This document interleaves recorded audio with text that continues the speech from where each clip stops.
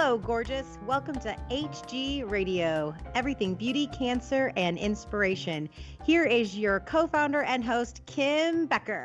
Hello, gorgeous, and thank you for joining us today. I'm your host, Kim Becker, and this is Hello, Gorgeous, everything beauty, cancer, and inspiration on Society Bites Radio, social interaction for the mind and soul. Our episode today is brought to you by Amplified Marketing Group. They specialize in affordable mobile solutions that will get you noticed and help you retain customers. Check them out on yourphoneguy.com. That's URPHONEGUY.com. Our guest today is Tieal Bishop. Tieal is the CEO and founder of A Rosie Place for Children, a nonprofit organization that provides skilled nursing care for children who are medically fragile and a respite for the parents who care for them. Hi, Tieal, and welcome to the show. Hello, my friend Kim Becker. Hello, gorgeous, I should say. Oh, good to hear your voice. It's so good to hear your voice. You know, I'm so excited to have you here and to share the work that you do. And, you know, our friendship goes back, clear back into the beginning of Hello, Gorgeous. I'll never forget you and Mike and I sitting down at Panera because you were several years maybe ahead of us when we were just getting ready to start the nonprofit. And you were one of the people that we knew locally that had actually started a nonprofit. And you were so gracious to sit with us and answer our questions and, you know, kind of help us go through. And obviously your guidance has been wonderful because we're still here 14 years later. So I appreciate it. Amazing. Yeah. Yes, I remember that day well. It was my pleasure to do. Well, so and tell us a you've little. done so well. Well, Sorry, thank you. You've done so well in the last 14 years. So amazing work you guys are doing, and in honor of Mike, I just love it. Thank you. Thank you. Well, we have the best job in the whole world, and he'd be really upset with me if I didn't carry this on. So I have to keep going. 100% agreed with you. That's right. So tell me a little bit about how A Rosie Place began and that you saw this need and you just kind of followed a passion of yours. True. So just a little bit of backstory. In 2003, there was a group of us here in South Bend, Indiana, who started to have a discussion just about children who are medically fragile, the lack of support that parents had, the demands for caring for a child that has a medical condition, 7 days a week, 365 days a year with no break. And that was just not acceptable to a lot of us who were in this community, seeing these families and children. So I always like to say, what's the first thing a lot of people ask me is, what is a medically fragile child? So I think I'll start there. And I just simply always say it's a child who requires medical intervention for just everyday living. So they're not necessarily sick. This is their baseline state of health, and they just require a lot. So whether it's a feeding tube to eat or a breathing tube to just breathe, they clearly require complicated care that not just anybody can deliver. So you can imagine their life is very isolating, right? So they're home with their child. It's extraordinary. These parents are extraordinary people. They are warriors, I always say, because it is a vigilant, just 24-hour-a-day job. And really there's no break. It's not like your mom or grandma can just come over, right, and take care of the kids and say, hey, let me jump in and help, unless they're a skilled nurse who knows how to do it. That's right. So clearly that was the need. The need was there was no place for these children to go outside of a long-term care institution. And that was just not acceptable. So we decided to come together and really look at what's the best thing we could provide these parents. And that was really where the creation of A Rosie Place for Children started. But this mission is personally important to you. So will you share that story with me? It is. I'm happy to. So, oh heavens, I think it's about 21 years ago now. I had a child that was medically fragile. He just got a respiratory virus called RSV, which we've heard more about these days, but not so much 21 years ago. And it's really just a really bad cold, right? Kind of a lot like what we're seeing today, to be honest, but it was more of a influenza type. And it really just tore up his lungs. He coded twice. We were in hospital for 6 months, Kim. I remember I quit my job. I moved into the Ronald McDonald House in Indianapolis and lived there for about 4.5 of those months. So it was a long journey. But thankfully, we were able to bring him home, and we started the long process of what does care look like at home now for not just a regular infant. Max was now 9 months old, so he had to learn how to eat again and learn how to sit up again. So it was quite exhausting. It was really just not what you dream for your child, right? I mean, in essence, that's really what it is. Mm-hmm. So we had 7 therapies a week. I was up most nights taking care of him. And I remember there was just really no place to go. It was very isolating. It was one of those situations that you find yourself in, and you just think, is anyone else doing this? Is anyone else going through this? And you really start to wonder. You start to ask yourself, because I remember I was so adamant. I wanted to bake something. I can't remember what it was, but it required oil. And so I was determined I think it was a cake or cookies or something. So I decided I was going to pack Max up and go to the grocery store, which was only about 2 miles down the road from my house.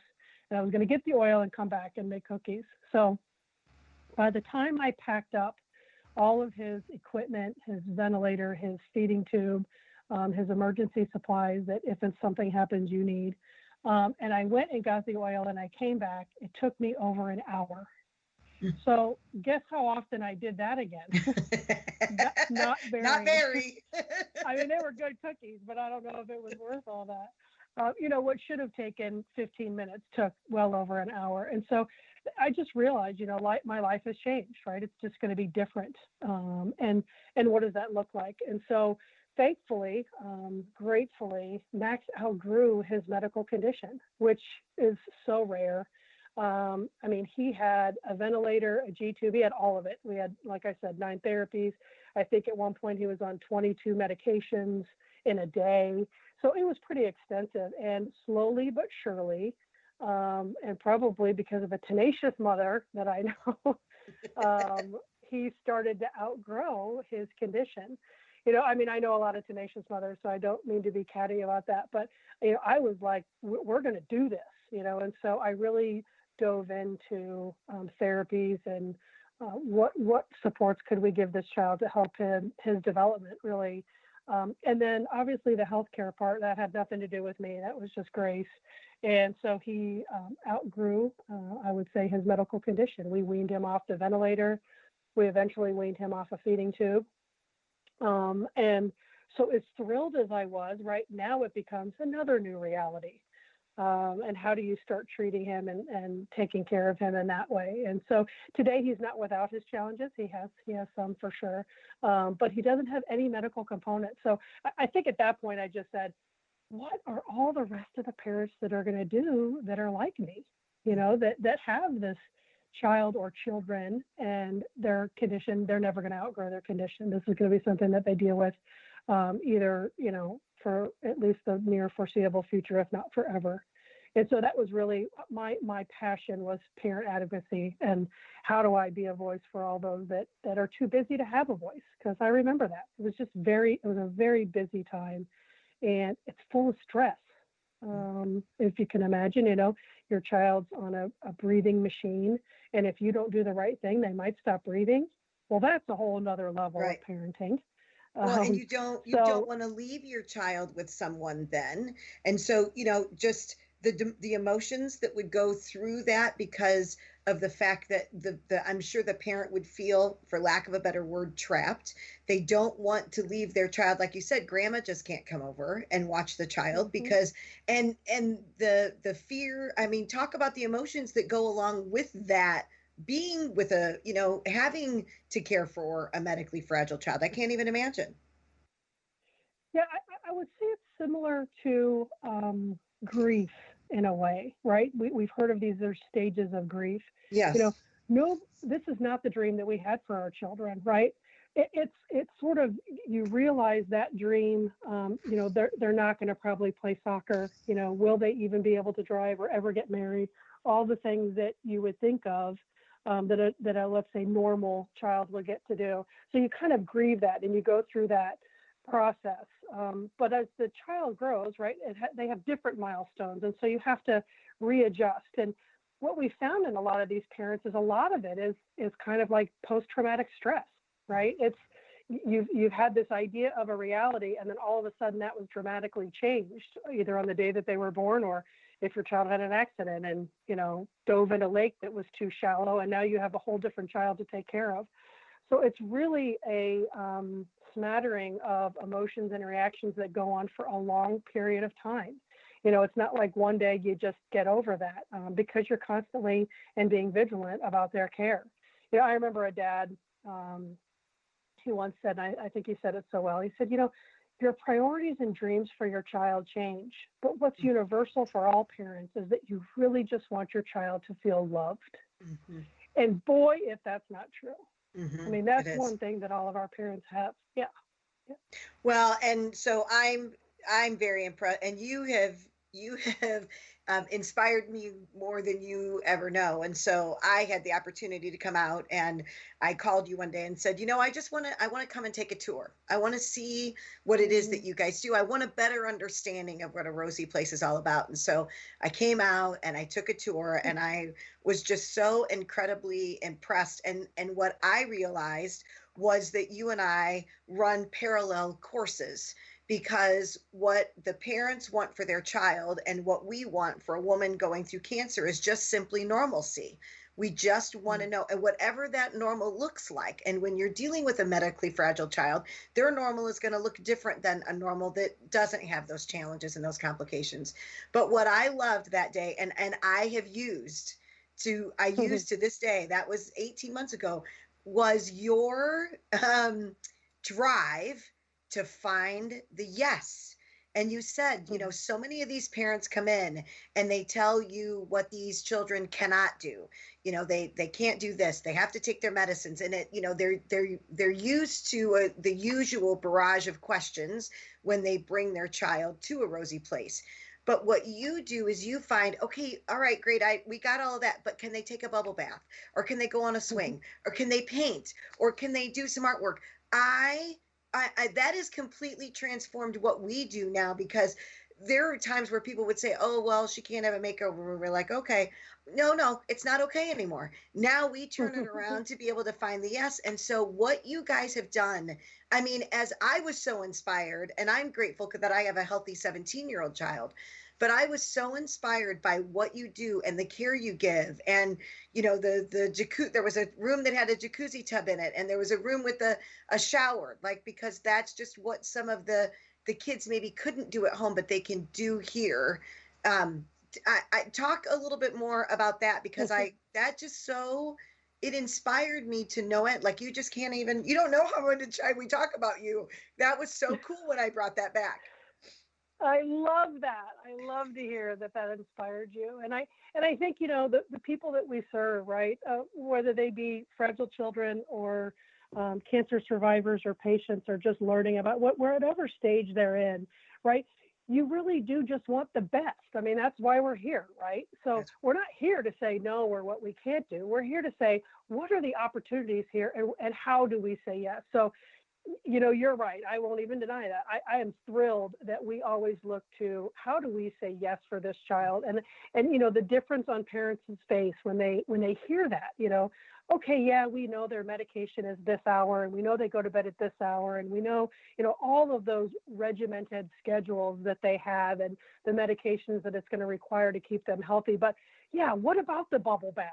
And what about, can we go outside and sprinkler? And how about we take a walk in the evening around the property, and let them to be able to get outdoors? And right, it's the best. It's a place of belonging. It's not just a resource, and it's not just a sleep through the night for the parents, which is a phenomenal gift. I think every one of them would tell you that. It is, what is the experience for the child that otherwise they would be missing, right? So we get to provide experience and normalcy, like you said, right? The everyday living of what typical children get to do. So while our care is exceptional, of the highest standard, we're licensed actually as a hospital. We don't really sing that to the hilltops, because we don't want it to feel too clinical, but our license is a hospital. But really what we do is bring it down to the level of, right, what do children really want to do? They want to experience each other. They want to build friendships. They want to, like you said, right, paint, That's swing. right. I mean, just do some normal stuff. And one of the most awesome things, we do a lot of awesome things, but one of the Yes, you things that do. I love, yeah, one of the things that I love, when we started this as a board and an organization back in 2003 was, you know what, there's no way a parent is going to be able to pay for this service. So that's one of the other things that I think is such a gift, right? It's a gift to the child because they get an experience that otherwise they would never get. They get to build friendships. And boy, do I have some incredible stories about friendships being built there. But it's such a gift to the parents because they don't have to pay 1 cent for their child to be able to receive this care, for them to be able to get a good night's sleep or just pay bills or just reconnect with their family. We look at that as that's our job. Our job is to fundraise and come up with the funds to care for these children the way that they should be cared for while their parents get a short break. If it's 2 days, 5 days, 10 days, it's still short compared to 365 days a year. So yeah, what a privilege and honor it is to, find the fun. We always say A Rosie Place is where love, care, and fun live. And we really try to live that out just every day. Well, and just sitting here thinking about that too, what does it mean for the child when they're in an environment where they see other children like them? I can't even, Yeah. I can't even imagine. Speak to that. Yeah. Well, all children respond differently, right? Just like every other child. It just depends on the circumstance. But what we have found is, right, if they're newly starting to come to us and see what it's all about, right, they're more apprehensive. Hmm. We have a child, right, who might have all kinds of tubes and all kinds of equipment hooked up to them, but they're seeing it from their perspective, right, from their face down, looking at their toes. They know what that looks like, but they've never looked at another and seen another child with tubes and equipment hanging off of them and dragging behind them, So that to them is just like, wow, what is Wow. that? But once they start to realize and connect with one another, right, all of that stuff goes away. It's just like children, right? They Right. find each other, they find that space of belonging, and they're like, hey, I know you, or I know what this is. And sometimes, I mean, we have kids that are totally nonverbal, yet we will see them reach out hands to the child next to them, and that child will reach out their hand, and then they're holding hands, even though no one had any idea. It's funny because I think the general public does not give children with disabilities enough credit. They just don't. And children have so much expression. They have so much going on inside. And if you just spend a little bit of time with them, they all, just like any child, right? They have unique personalities. They have moods. They have wants and desires. And so you really start to get to see that when they encounter each other. One of my, one of my favorite stories of all time. It always makes me think about, what's that one moment that made all of this worth it, and I just remember Max being isolated, him not being able to do as much as I would have wanted him to do as a mother. He didn't get invited places. He wasn't having sleepovers, all those things that Hmm. a mom would want for their child. And I remember there was a mom who called the front office, and there was two boys that had stayed the week before together. They had never met each other before. One was in a wheelchair, but pretty verbal. He communicated with staff a lot, and he was kind of a spitfire. He was a fun boy. He was about 12 years old. Then there was another boy there who was about 11, and he was nonverbal. He didn't have a whole lot to say. He didn't have a lot of expression, but somehow there was a connection because the one young boy's mother called and said, that my son had such an extraordinary time with this other young man this past week, or young boy this past week, and we would love to see if we could set up another sleepover. So you think, okay, we could probably do that, right? That's what we're here for, right? Try to say yes. So we call the other mother whose, child doesn't communicate a lot, doesn't have a lot of affect, and she just started sobbing, and she said, never did I think ever anyone would ever call for a sleepover with my child. So, Wow. wow. Wow. For Well, that mother, it was yes, everything, yes, that yes. changed their whole world, That's right. Well, and and I think and sure enough, that we could do it.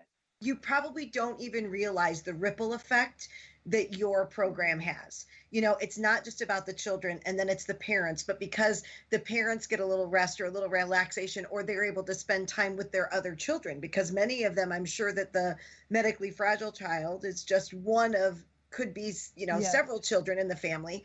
And so I imagine you don't even realize the ripple effect of what the hard work that you guys do has, just Yes. like that mother thinking that her son would never ever have another Yes. sleepover or be able to arrange. That's awesome.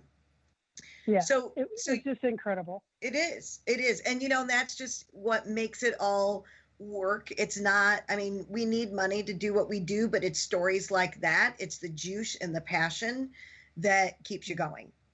And Yes. so for that, so my juice is when I get to see like a lot of the before and after pictures, which aren't going Mhm. right now because we're in the middle of a pandemic. So it's affected our program. So we've kind of had to just back up and regroup a little bit and find ways to support our women in other ways rather than just the makeover. So what are you guys doing? Because I'm assuming that the pandemic has affected you guys as well.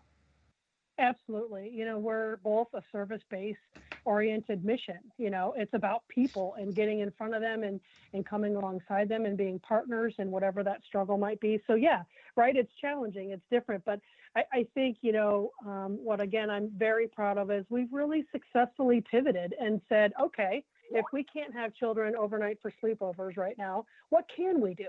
Right. So we started immediately early. I was actually early in March. We delivered medical equipment to our local hospitals and nursing homes and to families. They needed equipment or chairs or extra supplies. So we've been doing that since, like I said, early-ish in March, and now it's right somewhere in April. And so Right. we reached out to donors just to check on them, just to say, hey, we just want to see how you're doing, and we wanted to say thank you for the resources that you've provided so that we can continue to give families and children things that they need. We started hosting bedtime stories on Facebook. And so we have a lot of our kids that jump on and get their bedtime stories from our staff, from local celebrities. We started an online support group for parents, which was awesome because Mm, I've always wanted to do that. And guess what the barrier was? Nobody to babysit their child, right? right. Duh. Nobody Right. to watch your child for them to come and connect with other parents. So we started doing 4 times a year. We brought all the families and caregivers together, which was great. Well, in March, we had to cancel that. So we started doing things online. And how awesome is it that we've been able to see people engage together, parents engage together, and they don't need a sitter. So That's right. what a great way so that will continue, I'm sure, forever. And then just doing small things, right? Delivering flowers to a parent that was feeling down, and we knew it. They just felt isolated. They were a single mom. They hadn't been able to get out with their child, and so we just dropped off flowers. We posted a tour on our website so people could actually see what we do or see the facility at A Rosie Place, since I can't show it to them, Right. right? So just little things, You just make the but yeah, shift. that's right. That's right. You really embrace it. You find the opportunities in it, and you can't let this paralyze you. That's right. When it's the service of others. It's how do we love on people? Let's go out and do that. So That's right. that's what we're about at A Rosie Place. Yeah. So tell us where people can find out more about A Rosie Place. Oh, you're so wonderful. So of course you can go to our website, which would be www.arosieplace.org, and it's AROSIEPLACE because it's very rosy. Yes. You can certainly find us on our Facebook page. People are welcome and encouraged to call us anytime with anything. I think, if somebody in the audience knows someone with a child who is medically fragile, especially in Indiana, but really throughout our country, tell them that we're here for them. Guaranteed, they don't have a lot of support, regardless of where they live in the country. We're one of a handful that have really explored this mission and done a good job over the last, we're in our 10th year of serving kids now. So have them call us, have that family pick up the phone, find us, let us know what your story is, and see how we can help, regardless of where you live in the country. I would encourage people to learn more about our mission and the children and families that we're serving by visiting our website. If you feel so moved, engage with us, like our page. Again, this service for parents, they don't have to pay for. So if you feel moved to donate, that'd be awesome. Not expected, but be so grateful. Yeah, So people don't really understand. That's how we have to keep going. yeah, that's right. That's right. Awesome. Well, thank you. No matter what the times are, right? That's right. That's right. Yeah. Well, this has been awesome. Thank you so much for joining us today. If you have any questions about the guest, Tieal Bishop, you can contact me at kbecker@hellogorgeous.org. Visit our website at www.hellogorgeous.org. Thank you for joining me today on Hello Gorgeous, Everything Beauty, Cancer, and Inspiration. I'm your host, Kim Becker. And until next time, stay gorgeous.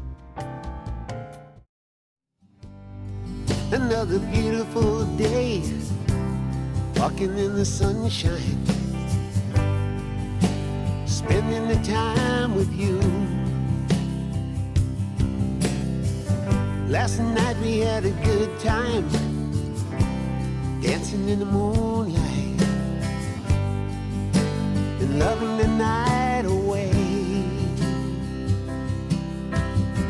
I can't imagine what it'd be like. I can't imagine what it'd be like. I can't imagine what it'd be like without you. I can't imagine that.